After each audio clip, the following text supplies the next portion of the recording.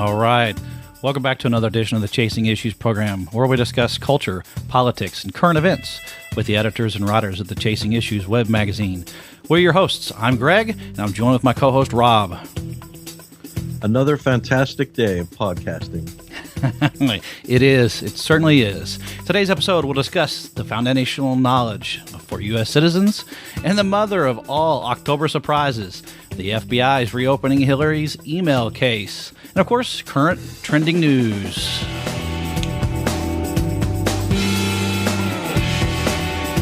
Shut up and sit down.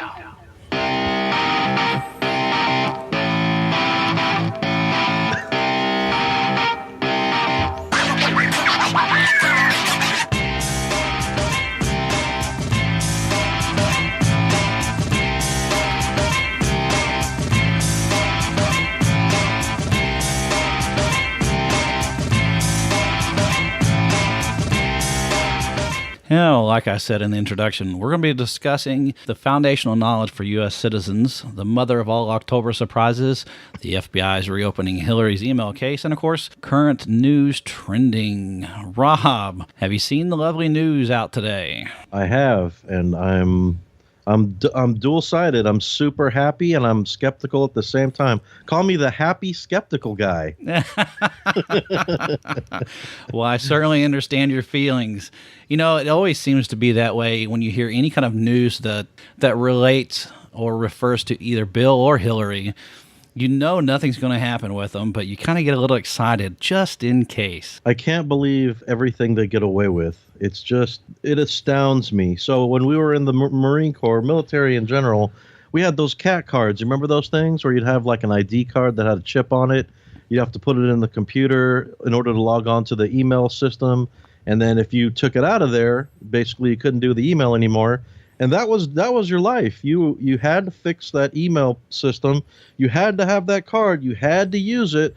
But one day, I guess what we should have done was just thrown it in the trash and said, no more of this. I'm going with Gmail, right? Yeah. Well, correct. When I worked at the DOD, we also had to log into our SBU, sensitive but unclassified system. And for that system, for years, the first 8 years, maybe 7 years that I worked there, out of the 10, you weren't even allowed to access Gmail or any other personal emails at all. The firewall blocked it. And within the last couple of years that I was there, they allowed access, but only for limited. And the reasoning being was the same thing as with cell phones. Within the building that I worked, you were not allowed to have a cell phone. And in fact, at one point, you weren't even allowed to have it in lockers locked within the building with it turned off. You had to have it out in your car. But they had changed it post 9/11 because that was the only way during the events of 9/11 was for family members to get a hold of those working for the DOD at the Pentagon or wherever.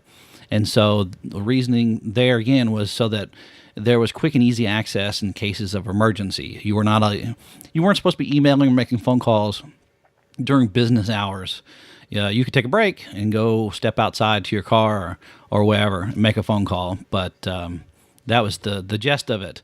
But, in relation to Hillary, this is coming from a woman that wouldn't even step foot inside the State Department's buildings.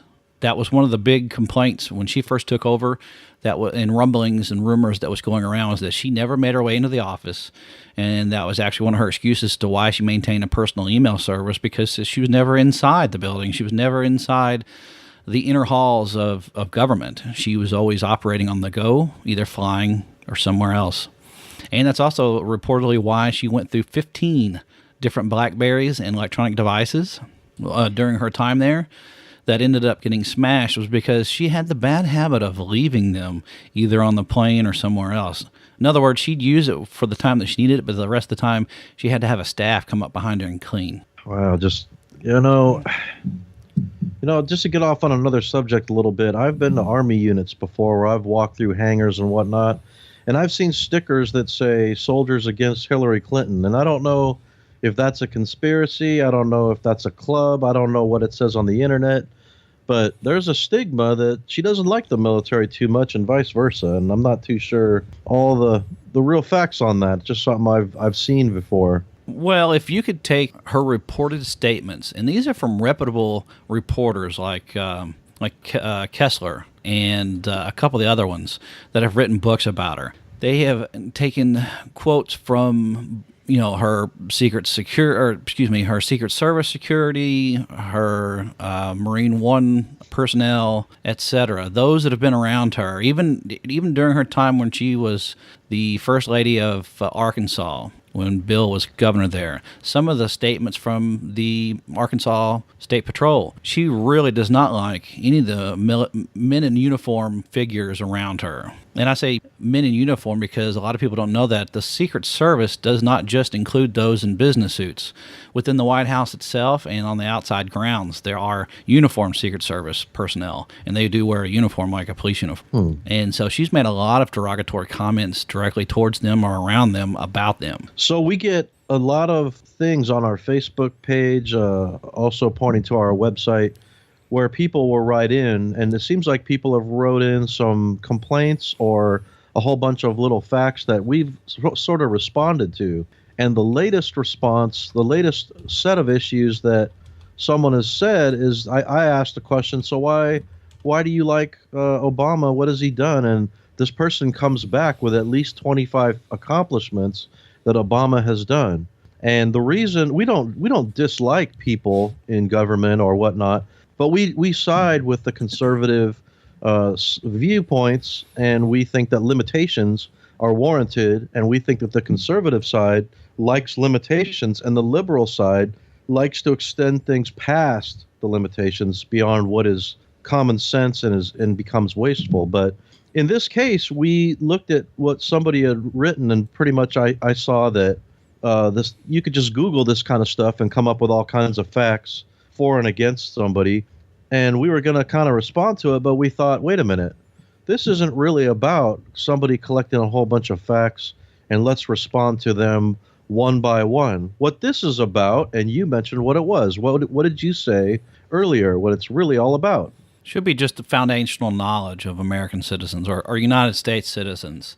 Basically, it was the knowledge and vision of our founding fathers. So what they really pushed was not just a matter of one specific subject. It was a complete view. It was social, economic, combined together. So the whole idea behind it was for liberty. That was what they strove for, and that's what they were fighting for during the Revolutionary War. They didn't want some monarchy, this overpowering government, to be raining down upon the citizenship. And that's kind of where we're at now. We don't have a monarchy, but we do have this overpowerful government that's an umbrella over us, and it's not what our founding fathers wanted. So there's a book out called Obama's Legacy, and I have it, and it's fairly new. And I'm going to be looking through it and sort of looking at all the stuff in here. It's broken down by categories as well. And the thing is, every president has a legacy and every leader has things that they've done. What I'm going to be looking for is the liberal spin, the liberal ideas, the answers that this administration has compared to what there could be. Now, Greg is a libertarian by nature. Libertarians, in my mind, are a little more hard-lined, complete Republicans. And Republicans are a little less, I would say. And nothing wrong with either one. And I still listen to his advice and what his views are, and we keep coming up with more ideas. But basically, we're not going to look at the issues and leave you hanging. What we want to do is kind of come up with consequences of what a certain side does. Let's say the liberal stance, for one. We want to look at what they're doing, why they do it, how they do it, and then we look at American citizens and what their views are as to why they are one way or the other. And what we ultimately look at is what do some citizens do and what do other citizens do, the ones that accomplish things, the ones that don't accomplish things, the ideas where some people really succeed and others do not. Then they're kind of complaining about the succeeding as to why they can't succeed. And then we kind of want to go into our viewpoints and maybe a little bit of our histories as to what we think. And we joined the military. I was telling them before that I side with Marines because I was only a Marine, but I don't necessarily believe that the Marines have just the only good thing, because the Army has theirs, the Navy, the Air Force. Everybody has good stuff, and people are individuals.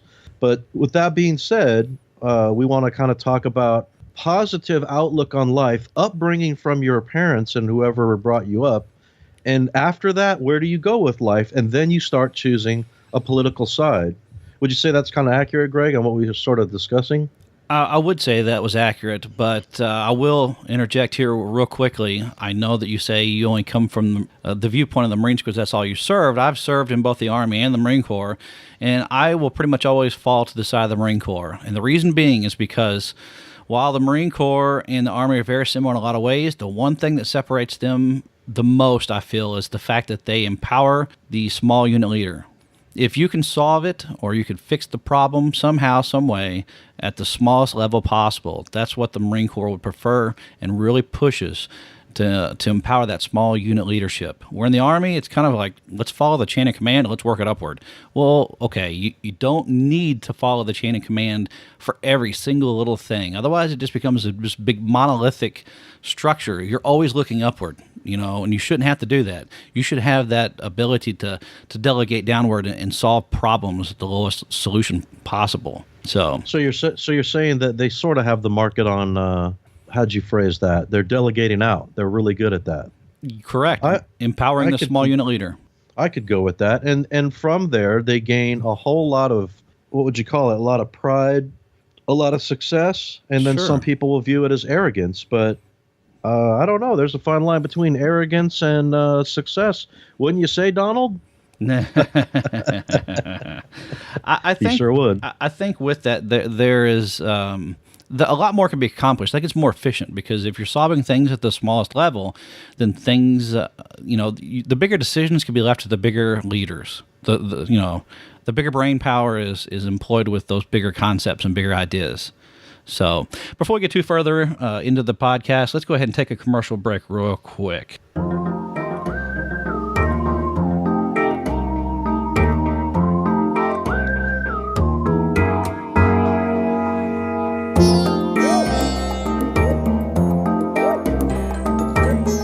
Music on this podcast is brought to you by Bensound.com, where you can download royalty-free music at no charge. You can use this music in YouTube, a podcast, or any other multimedia project. Bensound can be found at Bensound.com. Once again, that's BENSOUND.com. Royalty-free music by Bensound.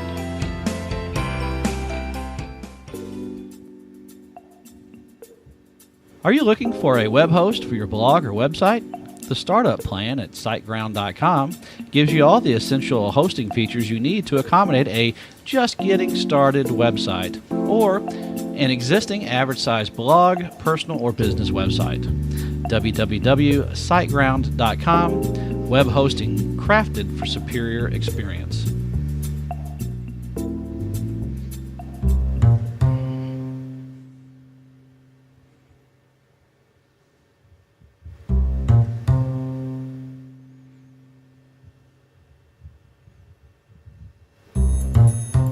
All right, we're back. And to continue where we left off, we were talking about small unit leadership and empowerment within the Marine Corps. And so with that, Rob,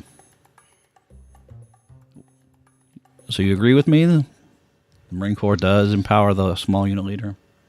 Yeah, and that's the hallmark, and it's good because you learn that way. So even you let your younger guys and girls learn all the time. Staff NCOs in the Marine Corps, basically staff sergeants, E6s and above. Even that E6 has a whole lot of power, as were the other branches. Maybe not so much, not as much as the Marine Corps does.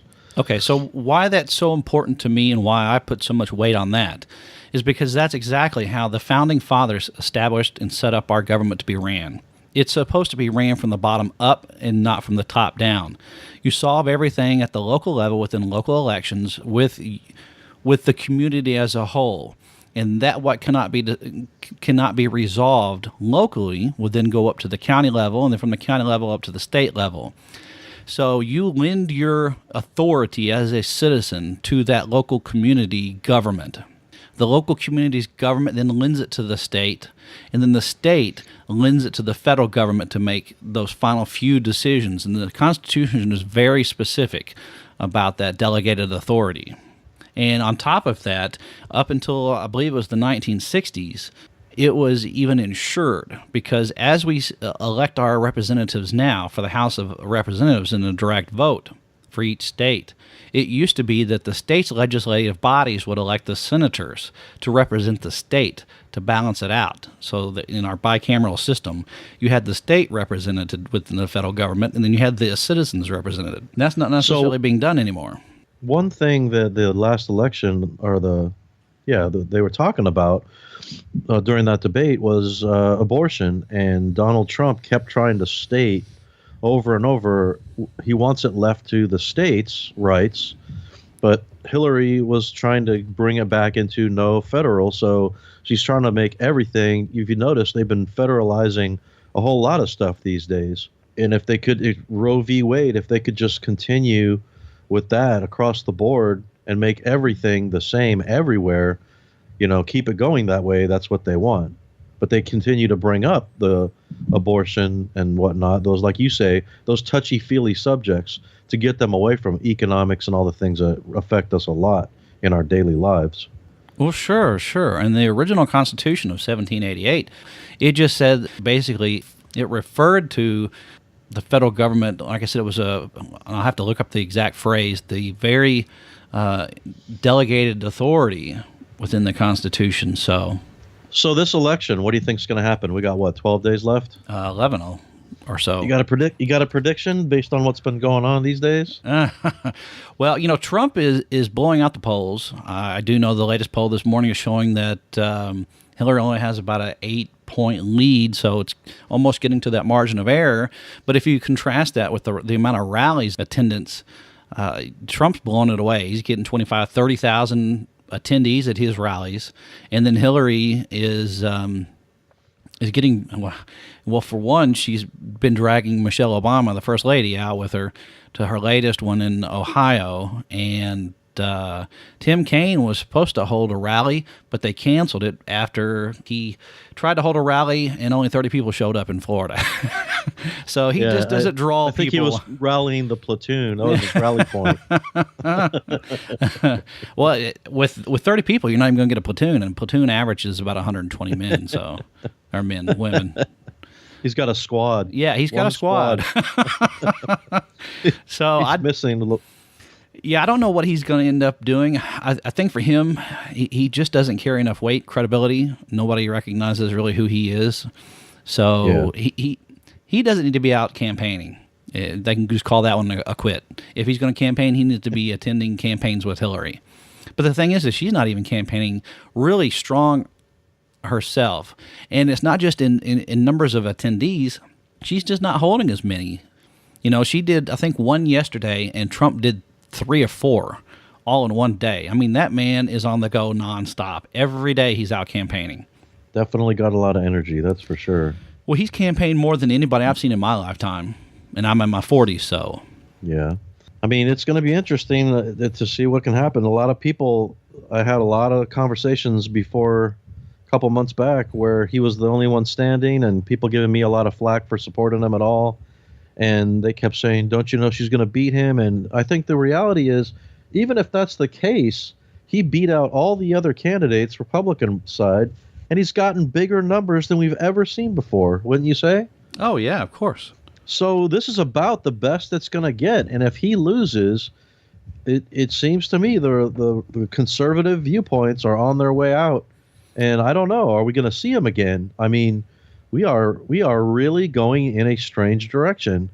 And we were talking about the way people are brought up and how they come to this time in their lives right now to vote for somebody who seems to be accountable for things, and then somebody who seems to be unlimited with everything. Just give. Well, sure. And so one of the things that the founding fathers were really worried about was, like I said, that big overarching federal government, and to contrast that against what else is out there. If we look back at the former Soviet Union, they had the biggest perfect, huge behemoth of a government. I mean, I shouldn't say perfect as far as it wasn't efficient and it didn't do a whole lot, but it was certainly this behemoth that they were worried about. And so what we have to be aware of, and our citizens should be aware of, but they seem to be pretty oblivious, is the current tactics that the Democrats, the socialists, and the communists have been using is the Saul Alinsky tactics. And so, it's been said that they use useful idiots, they being socialists or communists. And so one of the things that Saul Alinsky always wanted to push to create a social state is that there has to be 8 levels of control that you must be able to maintain before you can create that social state. And the first is healthcare. Control the healthcare and you control the people. Second, poverty. Increase the poverty level as high as possible. Poor people are easier to control and they will not fight back if you are providing everything for them to live. 3, debt. Increase the debt to an unsustainable level. That way you are able to increase taxes and this will produce more poverty. 4, gun control. Remove the ability to defend themselves from the government. That way you are able to create a police state. 5, welfare. Take control of every aspect of their lives: food, housing, income, etc. 6, education. Take control of what people read and listen to. Take control of what children learn in school. 7, religion. Remove the belief in God from the government and schools. 8, class warfare. Divide the people into the wealthy and the poor. This will cause more discontent, and it will be easier to take or tax the wealthy with the support of the poor. Now, my question to you and to anyone else that's listening, does any of this sound like what's currently happening within the United States? I was going to say, where did you get that from? No, it's out there. He's been talking about it for, well, he hasn't. He passed away in 1972, but he pushed that out there for a long time. So this is the Saul Alinsky doctrine right here. Well, part of it. His was more of a set of tactics. And I don't have that with me right now, but I can pull those up as well. But this is some of what he's pushed. That's just pretty unbelievable that what's happening with the Democrats. I mean, that's a perfect explanation of what they've been doing and what they're trying to continue to do. And, I mean, we could go on and on about healthcare. I'm almost dying to see what would happen when somebody destroys every insurance company out there and it becomes one conglomeration, if that's what they actually want, and pulled that off. They say that's the next phase. If she wins over the next, I would say, 4 to 8 years, I bet it would take for that to happen. And I can't even imagine the taxes we're going to pay to make this work, as well as everything else that we have to cover. So, I mean, there is an awful lot of problems. I was just hearing about the statistics of California alone. Since 2014, 9,000 companies have left California for other states. And talk about the liberal states, all the blue states, not working out. You look at all the liberal states, California, New York, all those ones, they seem to have the worst economic structures, basically needing money from the other states. You got Utah, Idaho, all the red states. Texas comes to mind big time. They're doing fantastic. Yeah. And why people don't understand that? I guess they don't want to understand it. They don't listen when they're told, or they don't educate themselves. Yeah, I don't either. And then you've got a class of people. I really shouldn't say class. You just got a small segment of society that are so unknowledgeable, that are so ignorant, that they'll call in or they'll. I can only imagine what they say amongst themselves. But like I have an example here of when a caller called into the radio host Mike Savage. And it is just horrible as to how ignorant this woman is. I'll play a short clip. Let's go to Boca Raton, Florida. She's on the other side. Joe in Boca Raton, welcome. You say the Arizona law is wrong. Is that correct? Yes, I think it's absolutely racist that they're telling the illegal aliens that they can't come into Arizona. They can do what they want to. I mean, we're America. We have to have open arms. Wait. You're saying too many things at once. They're saying what? That we need to have... You're saying... Wait, ma'am. Are you aware of the fact that a country has borders? Are you aware of that? I'm saying that we need to get rid of our borders so we can welcome all forms and walks of life. Of course, you're pulling my leg. Oh, I'm serious. Just look at how your ancestors got here. Well, they didn't come here illegally. Maybe yours did. How did yours get here? Did they come here illegally? I don't know, but they got over here somehow, and now Well, I'm... apparently they pulled from the lowest level of the gene pool from where you came from that you don't even know how a nation is defined. How many people do you think this country could sustain with open borders? Is there a limit, an upper limit in your mind? I think we could sustain so many people because there's capitalism. I said how many? How many people are in America today? How many millions? 600 million. Oh, my God. Oh, boy, we're in trouble, aren't we? So you just guessed at that, I could see, because that's not the correct number. Okay, we'll give you another chance. How many people do you think the United States of America could sustain if we had no borders and anybody could just enter the country? How many people? We need to put limits on people's income because people are making way too much money, and they need to... So, in other words, it's not the number of people here, it's the amount of money people are making. Yes, it's the greed in America. We need to spread that see. out. How much money do you make a year, Joe? Nothing. Right now I'm on a welfare check, but that doesn't matter anymore. Ah, you're on a welfare check. That's why you're so benevolent with other people's money. So you're telling men like me who work for a living, who pay your welfare check, that I'm limited in how much I make so you can make more money doing nothing? Well, I think that you don't pay my welfare check. I think Obama pays my welfare check. And Wait, what do you mean? Obama pays it out of his pocket? Where does Obama get the money from, Joe? I don't know his stash. I don't know where he gets it. But the main thing is... What do you mean you don't know where he gets it from? It's called the public treasury. Where does the money come from into the public treasury, Joe? Illegal aliens who work for a living and then they pass the money to the government. Joe, you're a very sick person. I really pity you, Joe. And you never should have been able to get on the show because a man wants to find hell as a place where there is no reason. And you just dragged me into hell, Joe. And I love that line. You just dragged me into hell.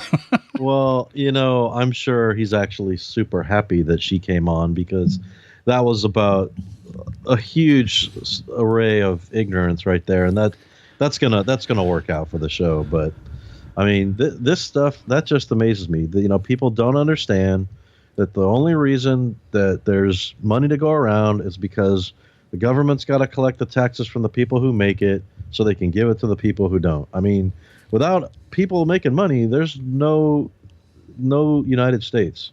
Everything's going to just cease to exist. So we've said before on some of our other shows that it's all about the money, and it is all about the money. And the funny part to me is how you could take a person that's not making any money, go up to them and say, hey, how'd you like to make $1 million working for me?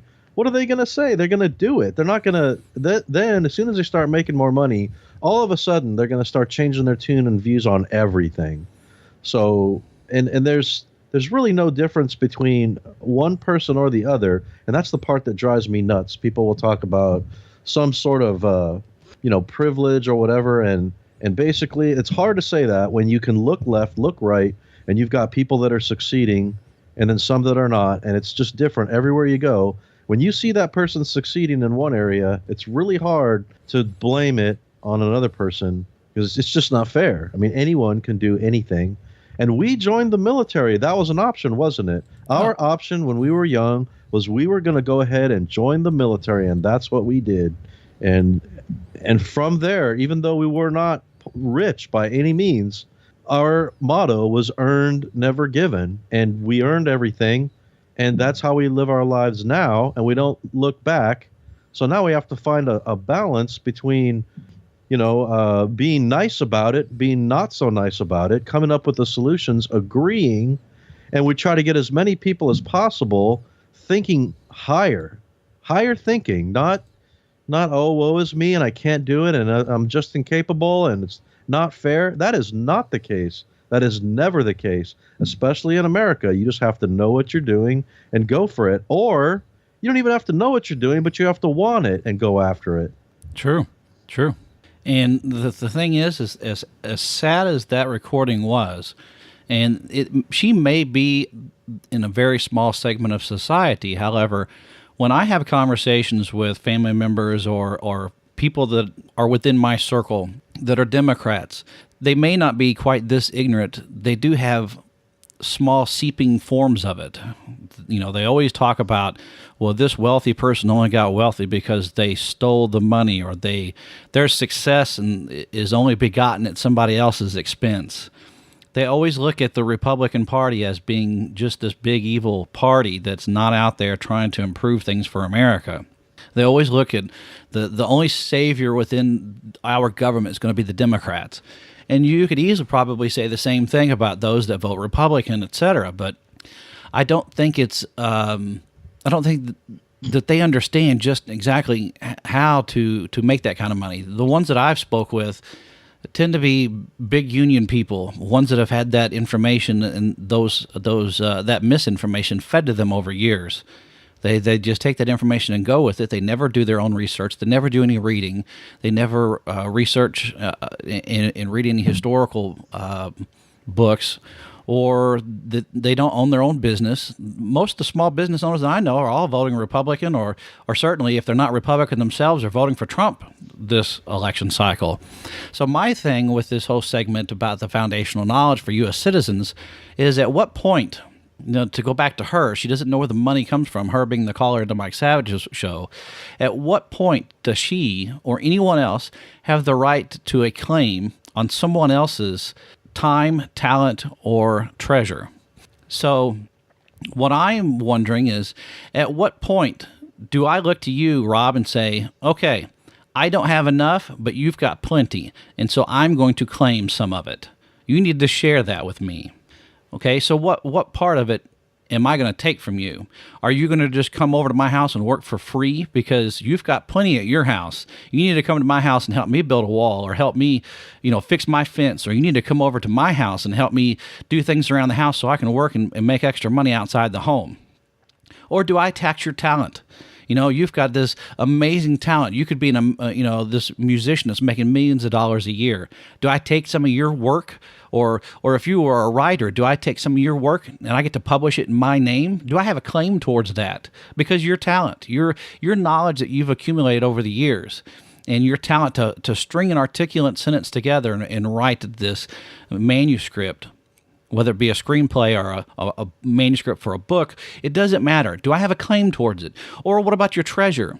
You may have accumulated some wealth over time. You may have accumulated, some rental properties. Since I'm having a hard time financially, would it be okay for me to sell or to move out of my house if I were to be renting, and to just lay claim to one of your houses because you've got plenty? You've got, say, 15. I can now take one because you've got plenty. I can lay claim to it, and I can move in and not have to worry about paying anything. So at what point does anybody have the right to take someone else's private property? And if you ask that question and you try and talk to them, because private property and the ownership of private property is part of the foundation of what our founding fathers believed. Our founding fathers believed that by the grace of God, or if you don't believe in God, the grace of Mother Nature, or whatever it is that you believe in, we are here and we owe nothing to no one, including our government or to anything else. We are our own person. And because of that, we do not owe our time, our talent, or our treasure towards anyone else. And so from that point, whatever we do is an extension of us. Our time can never be replaced on Earth. Once it's gone, it's gone. So as employees, we trade that time for money, and that becomes our treasure. And there are other things that could be treasure. Treasure could be memories. But there again, if you're being robbed of your time, you're being robbed of your memories as well, because you can't build those memories. You're spending your time doing something else that you may not choose. So if you work and you change your time, your time for money, then by extension of you and your freedom, your liberty, that money is yours. And anything that you spend that money on, whether you buy a new table for your living room, or your dining room, that is now an extension of you, because you expended your time and efforts to earn money to buy that. So personal and private property is key to liberty within the United States. And so anytime that someone comes in and says, but we need to tax and take from those who have, you're now robbing them of something. You're robbing them of part of their life's energy. And with that, I can also pass that down to my kids, so that they don't have to spend quite so much time, talent, or treasure to acquire material things or to have the ability to make more memories because they're financially well off. Now, we talked about something earlier. We brought up the fact of what did we do when we were younger?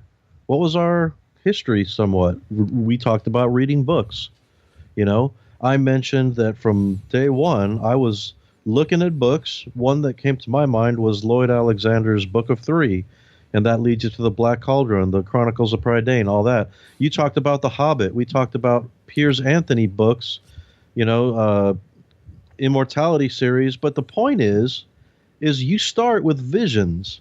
It's all about having a vision. Then later on we joined the military. That's all about a vision. You're envisioning success. You're envisioning leading.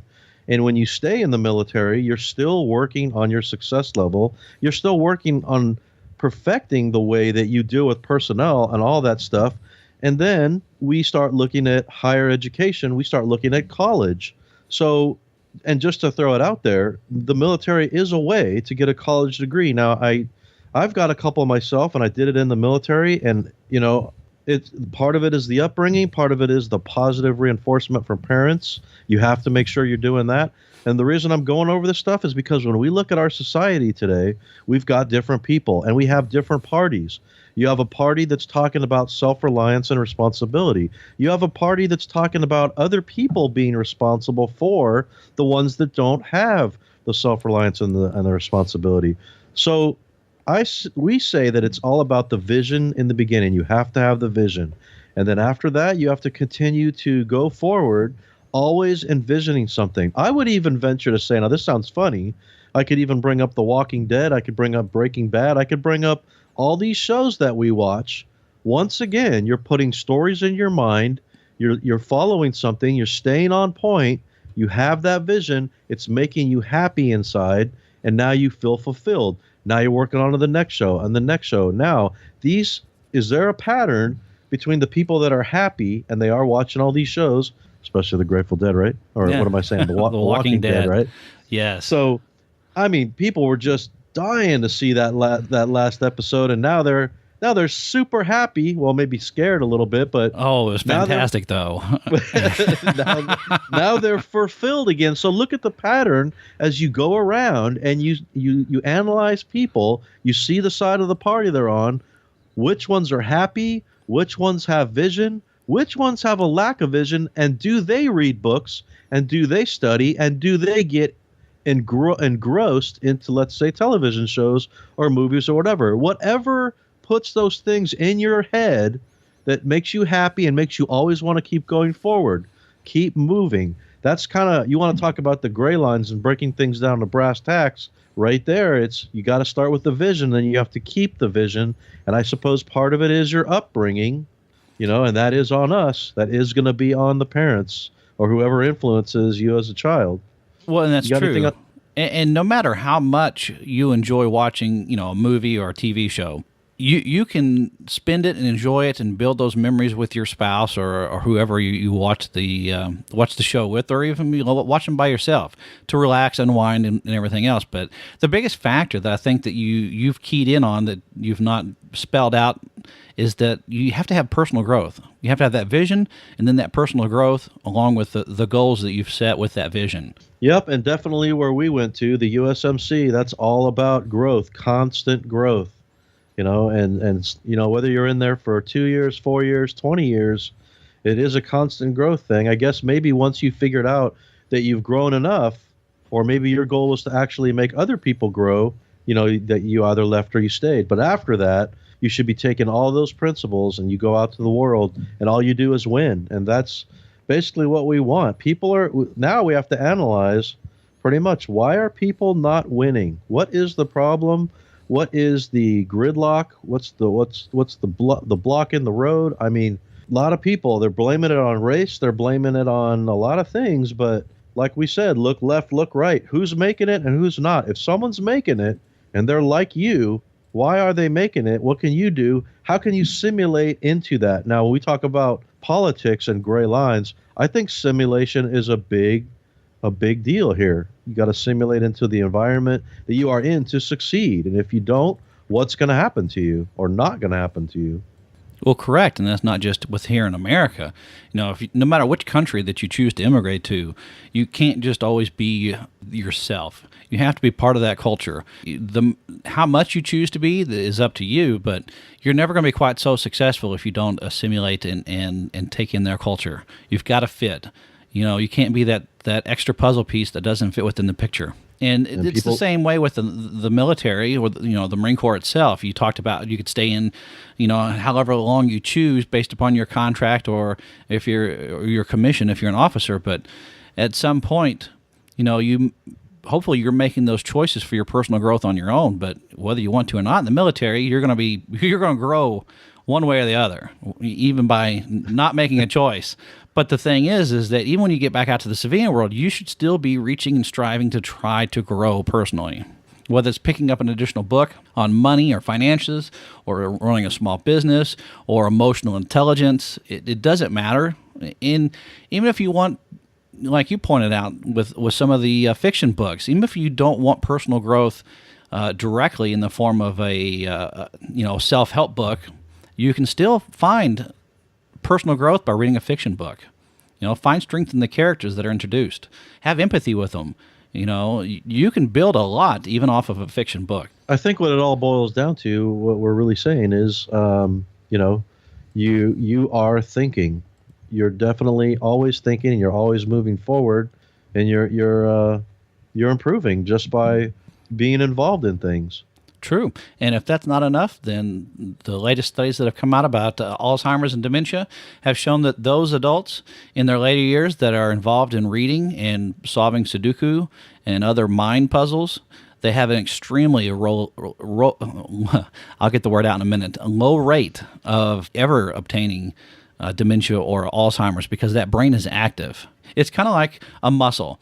If you're not working it and not using it, even training it occasionally, it's going to go by the wayside. So you've got to get out there either on your front porch or in your living room or, at the park. It doesn't matter where. Have a stimulating conversation. Everybody, has something that they're passionate about. It doesn't have to be politics. It doesn't have to be, discussions on the founding fathers and the current political state. It could be on the best way to sew or, whatever your hobby is. And let's move right on to our next section because it's a fun one. And that is with the new October surprise involving Hillary Clinton. And it is the mother of all October surprises. Apparently today, the FBI announced that they're reopening the Hillary email case. Fun. I could just rant and rant and rant about what they're getting away with, what she's getting away with. Sure. What the government's allowing in all factions. It's unbelievable stuff. I just can't believe it. So the FBI reopened its investigation into Hillary Clinton's use of a private server while Secretary of State after discovering new emails in a stunning turn of events just days before the presidential election. FBI Director James Comey wrote in a letter to top members of Congress Friday that the Bureau has, quote, learned of the existence of emails that appear to be pertinent to the investigation, end quote.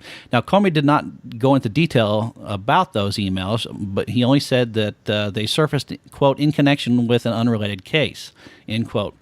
He told lawmakers the investigation team briefed him on the information a day earlier and, quote, I agreed that the FBI should take appropriate investigative steps designed to allow investigators to review these emails to determine whether they contain classified information, as well as to assess their importance to our investigation, end quote. He did say that the FBI could not assess whether or not the new material is significant, and he could not predict how long it would take to complete this additional work. So, the newest thing that's coming out just before we started this podcast today is that the emails, some of the emails anyway, came about from the investigation into Anthony Weiner's electronic devices. There's also other reports that some of the electronic emails appeared on a Romanian server in another investigation. It's quite interesting. I don't know where this is going to go. I do know that the FBI seized electronic devices belonging to Huma Abedin, which is Miss Clinton's top aide, and both from her husband, Anthony Weiner, who used to be a New York congressman. But think about it. What is going on here? I mean, like I said before, I'm a happy, skeptical guy. I mean, this stuff's coming across. Scandal again. It's like watching a soap opera, but skeptical because, I mean, so what? They get away with everything. They're just going to get away with more stuff. And if they don't get away with it, What is going on? What is Well, in it for the FBI? What's in it? There's always some kind of plot and some kind of twisted direction that these people are taking. I'm just stay tuned. I'm waiting for the next episode. Sure, you know? sure. Especially now with the revelation that that one of Hillary Clinton's former political buddies, Terry McAuliffe, donated $500,000 to the campaign of the wife of the number 3 man in the FBI. The last name is McCabe. I can't remember what his first name is, but anyway, she was I believe a pediatrician. She had no political aspirations, and Terry McAuliffe swooped in there and donated $500,000, helped run her campaign. And by the way, he wasn't number 3 in the FBI at the time. He received 2 promotions, and he stayed on the original case of the email servers. So it looks like there's some political shenanigans within the FBI as well. So this reopening the case may be their way to save face, because they've been taking a lot of heat when they chose not to prosecute her. And let me say something real quick. The reason why they chose not to prosecute her is because in Comey's address to the nation in his press conference, he said that there was no intent.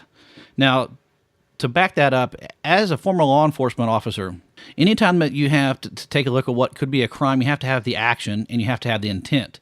So in other words, if you're driving down the road and you hit someone and you kill them, you could look at that and say, okay, the action was this person's dead because of Rob's actions. Now you look at the intent. Did Rob mean to? No. Rob was distracted because a dog ran across the road and he swerved and missed. So that would be an accident. Nobody's charged, not a crime. But now, what if Rob was texting and didn't pay attention and then hit this person and killed him? Now you got manslaughter. Or let's say Rob was mad at this person, followed this person from the bar, and then intentionally hit them and killed them. Now you've got murder. So you see where the importance of intent is. And for James Comey to come out and say, well, there was no malicious intent from her, but that doesn't absolve her from a crime, especially when it comes to national security. It has to do with the fact that even if she had no intent of getting around any kind of regulation for classification or having a private server, the fact is she still had the action, and so she still would have to pay a price.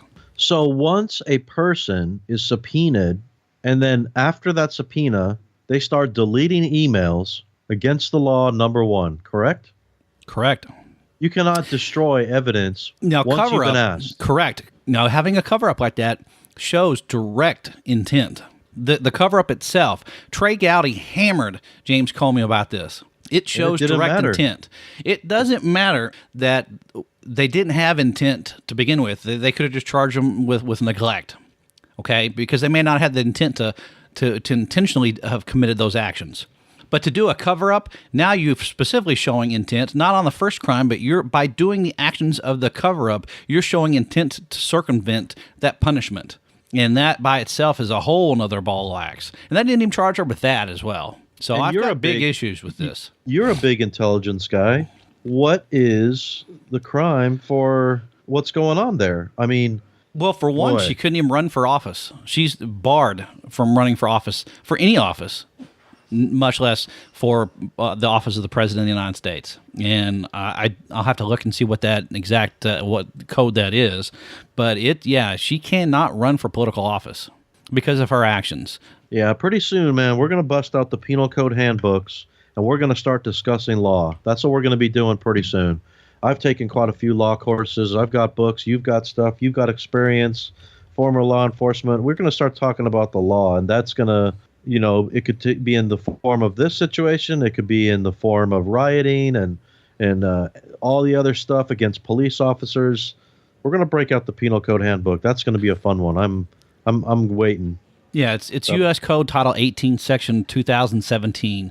Now, I love Snopes. Snopes is saying that it's false because that the bipartisan legal analysts agreed that McKay's assertion wasn't plausible, and he retracted a statement a few days later. Now, McKay would be U.S. Attorney General Michael McKay, in that he opined that Hillary Clinton officially disqualified herself from holding office due to her private email server while holding Secretary of State. The reason why they're asserting that is because of the whole intent. Because she wasn't prosecuted, that doesn't mean that she's automatically doing so. But it's a felony, and it doesn't matter what her intent is. It's still a crime. Yeah, just like they always say, just because you do not understand the law does not take those things away from your punishment. Yeah, ignorance is not. It's not an excuse. It does not work. That's right. Now, what about the fact of lawyers? Do all lawyers have a level of high security so that they can just look at classified emails? No, in fact, whenever they want. In fact, her staff that she had helping her, trying to turn everything over to the federal government to answer for those charges, didn't have the clearance, and that was part of the problem.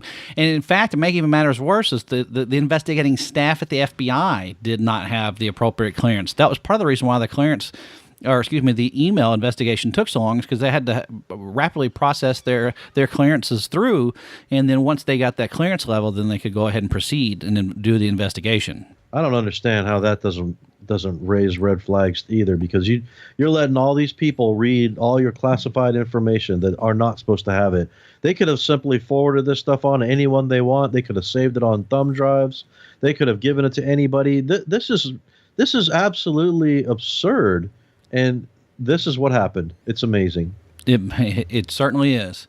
It certainly is. And, of course, the reaction on Twitter is just as amazing. Jason Chaffetz came out and said that, in fact, he was the one that kind of broke it before anybody else did, that the FBI has learned of the existence of emails that appear to be pertinent to the information. Case reopened. And, of course, the Twitter sphere cheered. So Jason Rodriguez came out, or excuse me, not Jason, but Jesse Rodriguez came out and said in the Senate Judiciary Committee, the FBI Director Comey writes that the FBI is investigating additional emails that were discovered. And then, of course, Jake Tapper came out and said FBI Director Comey letter to congressional committee chairs, rediscovery of new emails pertinent to investigation. They're basically just churning and churning and churning on Twitter about this. So this is really nothing new. Once Twitter gets a hold of something, they're like a rabid dog. They just chew and go from there. So unbelievable, America. Yeah. I don't know what's going on. Something's happening. Not good. But one thing I do know is that Trump won't win on Hillary scandals. He's got to get out there and win himself. I know. It's pretty crazy, too. No matter what happens. It's crazy that she's even allowed to run. Like he said, he's not wrong on that. But, hey, there we are. No. He's got to win on policy, and he's got to be the one that can change and be the change agent during this elections. And so hopefully he can continue to paint himself as that change election. For, if anything, he can be the change agent that burns the whole thing down, basically, is kind of how he's being painted. Now, I don't think most of Trump's followers want him to be the change agent that just destroys the entire system of government and structure of government that we have. I think they just want him to be the one that destroys and burns down the corruption. As he's claiming, he wants to drain this swamp of corruption. Well, there needs to be an investigation on the entire government in Washington. I mean, I don't know. Maybe you hire just go ahead and hire some outside entity to look at that stuff, Well, sure. So we'll see how this all turns out. And, let's not forget, during all of this with the WikiLeaks and the email scandal with Hillary, we've still not heard anything for the last couple of weeks out of Julian Assange. The last report was like a week or two ago, where it was reported that there was a group of 2 vehicles out front with looked like automatic weapons out in front, and no one's seen or heard from him. And then, of course, the next day, the Ecuadorian embassy cut off his internet access. So there's health worries about him as well. So I don't know. I just know that this election cycle and the next 11 days are going to be really critical. And if anything, that they're going to be entertaining. Interesting times. Well, It's almost Halloween. It is, and we're actually getting ready to go out the door now. We're going to do a little walk down through the streets of our downtown area, visit some businesses, get some candy, and then we're going to call it a weekend. So we'll see. There we go. And with that, I think we're going to call it another one. What do you think? You have any last parting words? Let freedom ring. I hear you. And with that, I'm Greg, joined by Rob, and we're out of here.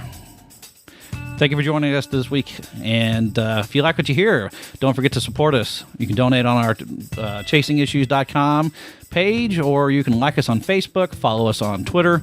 or simply share us the next time you have a conversation with friends and family. Thank you again. Have a wonderful week. Rob, I'll talk to you later. All righty. See ya.